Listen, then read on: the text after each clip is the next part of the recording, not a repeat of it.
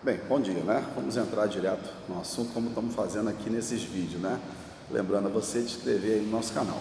Nós já falamos em vídeos anteriores sobre a questão do relaxamento de prisão e sobre a revogação de prisão. E aí ensinamos ali, tentamos passar para vocês que no relaxamento de prisão, a prisão é ilegal e aí cabe o pedido de liberdade provisória. Na revogação de prisão, a prisão é legal, mas ela não se faz necessária e cabe também o pedido de liberdade provisória. Mas afinal de contas, porque nós queremos entrar no assunto hoje, né? O que é essa tão chamada liberdade provisória? Então, existe também a peça direta, né, chamada liberdade provisória. Isso porque o nosso ordenamento jurídico pátrio, né, ele oficializou, acreditamos assim, né, que a liberdade é o maior princípio, é o maior direito de qualquer ser humano, né, de qualquer cidadão brasileiro e até estrangeiro vivendo aqui no Brasil. Então, o princípio é a liberdade, né? A prisão é uma exceção e não a regra. Então, dentro desse princípio de que a prisão é a exceção e não a regra, né? Nós chegamos à conclusão que a liberdade provisória pode ser concedida dependendo se o réu, o acusado, né, ele obedece a alguns princípios que estão relacionados em alguns artigos do Código de Processo Penal. E nós vamos verificar hoje exatamente quais são esses artigos e fazer uma análise bem resumida, né, das questões que envolvem a liberdade provisória e por que ela deverá ser concedida, em alguns casos pelos juízes, e em alguns casos elas serão concedidas, mas também ela será uma liberdade provisória com fiança, sem fiança, né, vinculada ou não vinculada, e são essas questões que nós vamos tentar observar aqui. Quando nós falamos de liberdade provisória, nós não podemos esquecer do que está escrito no artigo 321 do Código de Processo Penal. E o que está escrito no artigo 321 do Código de Processo Penal? Lembrando a vocês que esse artigo vai trazer alguns requisitos exatamente para o pedido de liberdade provisória. Então o artigo diz assim: ausente os requisitos que autorizem a decretação da prisão preventiva, o juiz deverá conceder a liberdade provisória. Então o artigo está bem lúcido, bem claro aqui, e eu queria que você pudesse entender e até grifar no teu Código de Processo Penal a palavra deverá. Então aqui não é uma faculdade, né? É uma faculdade voluntária, uma faculdade subjetiva do juiz, mas sim é uma obrigatoriedade. O juiz deverá, como está aqui no artigo, conceder a liberdade provisória se ele perceber que naquele momento da liberdade provisória não estão presentes, né, não estão presentes o que se faz necessário a prisão preventiva do acusado, né? Então, ausente os requisitos que autorizem a decretação da prisão preventiva. E quais são os requisitos da prisão preventiva, né? Então, os requisitos da prisão preventiva está lá no artigo 312, você pode dar uma lida lá, né? O artigo 312, ele vai nos trazer informações extraordinárias e importantes para que seja decretada a prisão preventiva. E no caso aqui nós temos, né, quando o agente ele traz algum transtorno, né, a questão pública, quando ele traz algum transtorno à economia, quando ele traz quanto à gravidade do crime, né, em relação à gravidade do crime, basicamente crimes, né, hediondos, circunstâncias assemelhadas a crimes hediondos.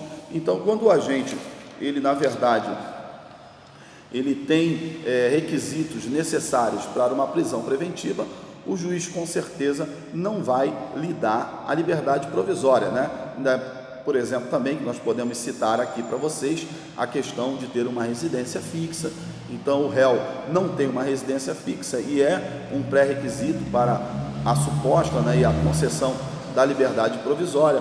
O réu não tem uma profissão né, definida, o réu, como disse, não tem uma residência física, fixa, o réu ele é reincidente em alguns crimes, então nesses casos ele não preenche os requisitos necessários para receber o direito à liberdade provisória, né?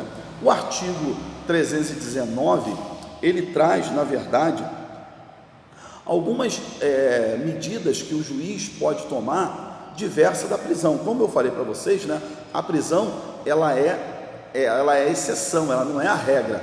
Então o artigo 319 do Código de Processo Penal ele traz alguns requisitos, né, que nós podemos colocar aqui como ações que o juiz pode tomar na questão da liberdade provisória, na concessão da liberdade provisória, situações diversas da prisão. Então, ao invés dele aplicar a medida de prisão, né, que é a medida mais dura, mais grave, aí para o judiciário e também para o réu, ele aplica outras medidas. E que medidas são essas? São 9 medidas, está do inciso 1 do artigo 319, do inciso 1 ao inciso de número 9, eu vou ler só aqui resumidamente algumas medidas que o juiz pode tomar diversa da prisão. Então, por exemplo, comparecimento em juízo, então o réu se compromete a comparecer em juízo, e aí mensalmente, né, ou de acordo com o que o juiz pré-determinar, quinzenalmente, mensalmente ou de 2 em 2 meses, o réu pode comparecer ali no cartório onde está seguindo a instrução ou o processo criminal dele, e mensalmente ele ia ali assinar e dar a sua assinatura e ele seguir a sua vida até que haja uma sentença, né? Como diz aí a Constituição, artigo 5º, inciso 61, ninguém será colocado preso sem que haja uma sentença condenatória, transitada e julgada. E também no artigo 283 está também dito basicamente a mesma coisa que está lá no artigo 5º, inciso 61 da Constituição, ou seja, ninguém poderá ser preso senão em flagrante delito ou por ordem escrita e fundamentada da autoridade judiciária competente, em decorrência de sentença transitada e julgada. Então, o ordenamento jurídico e a jurisprudência do STF, nós já falamos aqui em vídeos anteriores, chegaram à conclusão que ninguém pode ser mantido preso sem que haja uma sentença transitada e julgada, né? Uma sentença condenatória transitada e julgada, ou seja, que não cabe mais recurso, exatamente porque o princípio é a liberdade e não a prisão. O segundo requisito, né, segundo medida que ele pode tomar diversa da prisão, é a proibição de estar em alguns lugares. Então, o acusado, o réu, ele, por exemplo, ele é segurança de uma boate, né? E foi exatamente lá que aconteceu o crime que ele está sendo indiciado, que ele está sendo acusado, né? Por exemplo, ter agredido algum cliente, tal. E aí nessa acusação, o juiz pode, ao invés de prender o réu, ele pode dizer: olha, a partir de hoje eu não quero você trabalhando mais como segurança, eu não quero você mais comparecendo na boate, a boate onde você trabalhou. Então o juiz pode dar uma medida diversa da prisão, ou até mesmo, né, alguém que entrou numa confusão dentro de uma boate, e lá naquela boate brigou e tal, e está sendo processado. Então o juiz pode dar uma medida diversa da prisão, dizendo para esse: ó, não quero que você não vai poder comparecer enquanto não terminar o processo na boate onde aconteceu esse desentendimento, onde você está sendo investigado. Então são medidas diversas da prisão, porque a prisão não é a regra, a prisão é a exceção.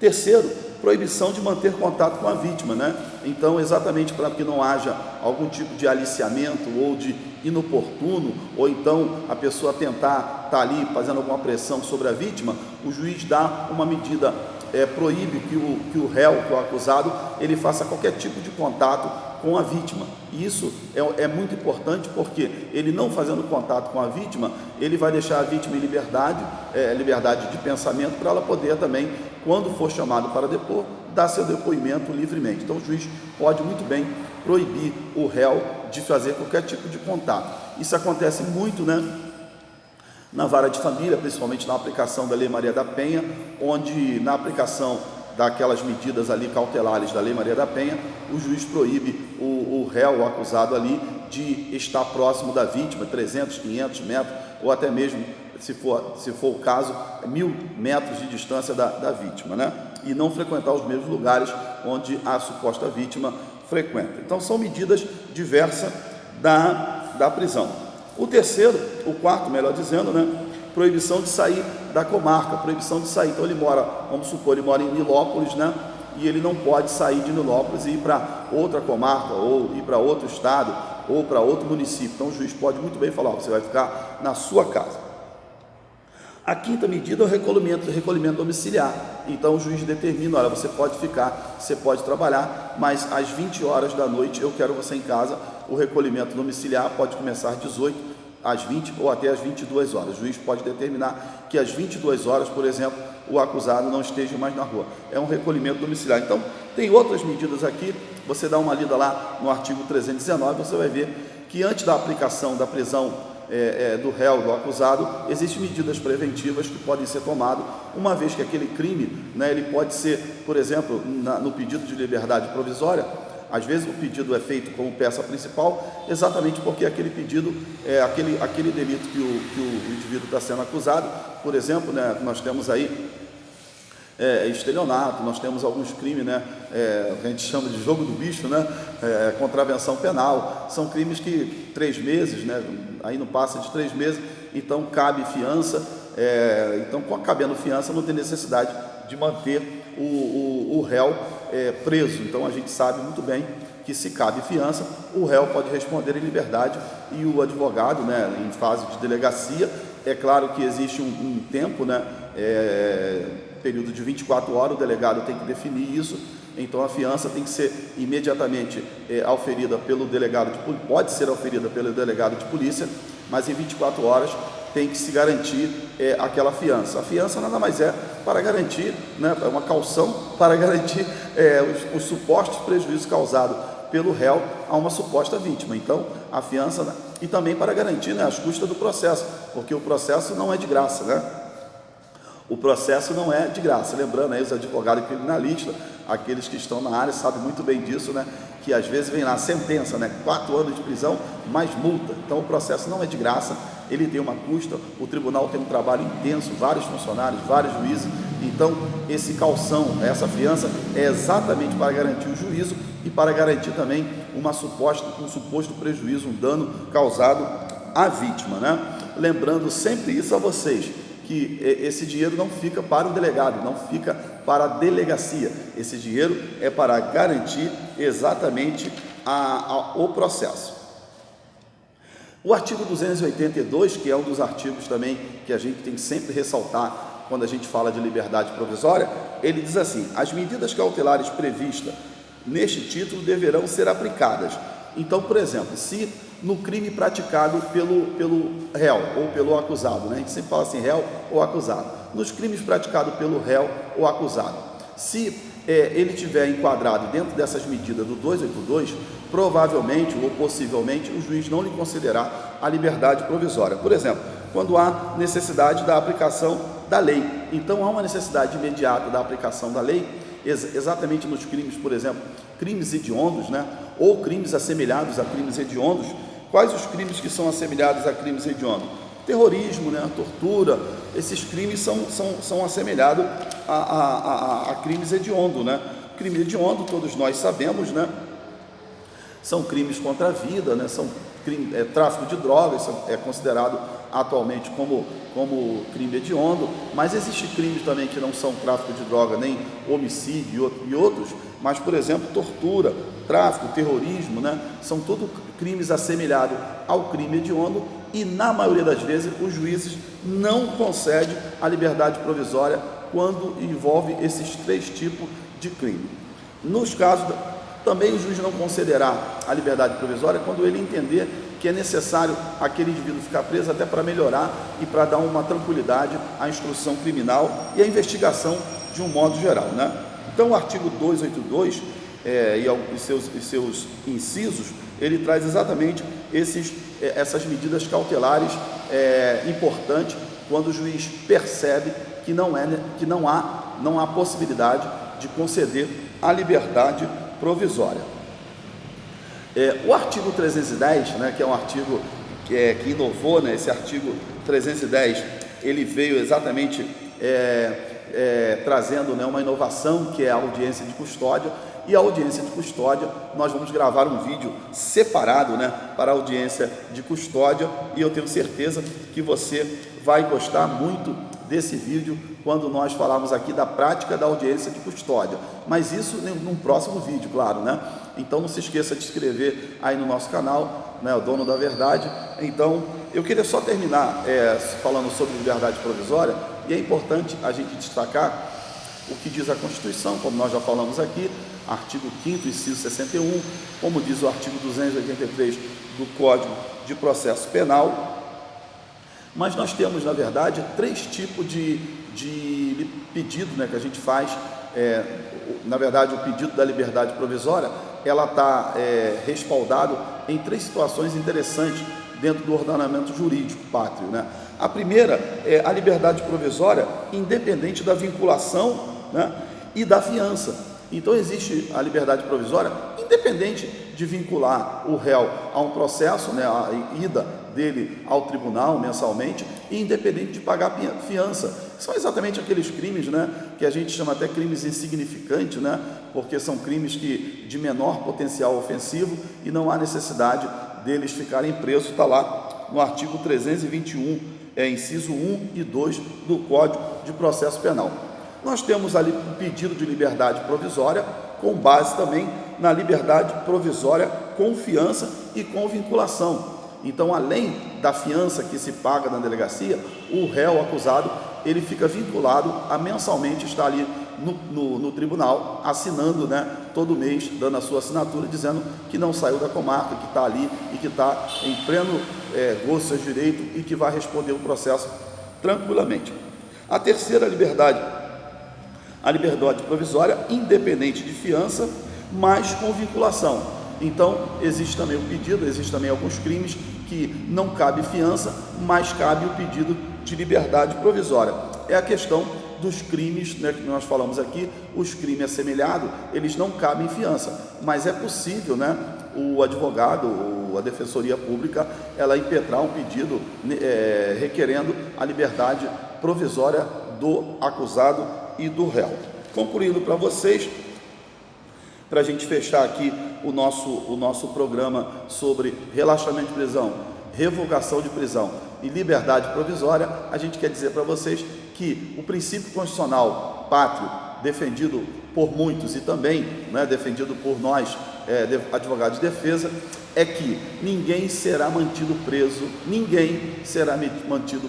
senão de uma sentença transitada e julgada, né, onde não cabe recurso nenhum. É o que diz a Constituição, é o que votou o STF e é o que está também no artigo 283 do Código de Processo Penal. Se houver outra mudança do STF, outro entendimento em relação a esse artigo e a esse inciso da Constituição, a gente volta atrás e a gente muda de novo, a gente fala de novo que agora pode ser preso. Mas no momento você tem todo o direito de responder, seja ele qual o crime for, em liberdade, desde que você não esteja enquadrado nos crimes chamados crimes hediondos. Um abraço.